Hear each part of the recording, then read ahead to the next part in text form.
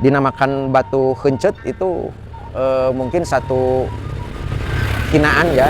Ini kalau saya lihat ya, analisis saya ini dulu kekecewaan kaum pria karena memang posisinya disisihkan oleh kaum wanita pada waktu itu.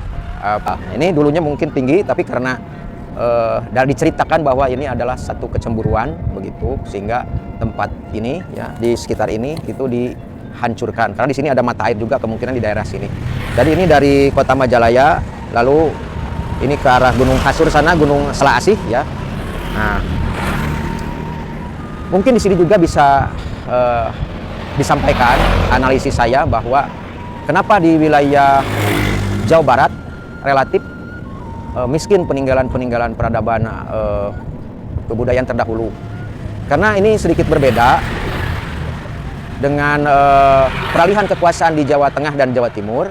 Itu di wilayah timur relatif lebih soft ya. Jadi peralihannya itu memang di tataran kekuasaan saja. Tapi untuk wilayah Jawa Barat khususnya Sunda ini dimungkinkan karena adanya pemberontakan. Karena adanya serangan dari luar yang memang luar biasa yang dinamakan Burak Pajajaran itu di tahun 1579 begitu ya.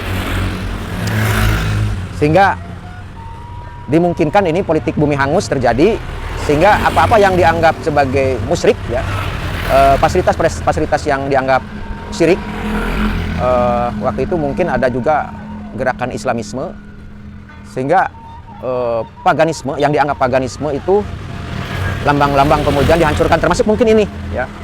Ini tinggal hanya seonggok saja ya, dinamakan batu hencet itu mungkin satu hinaan ya.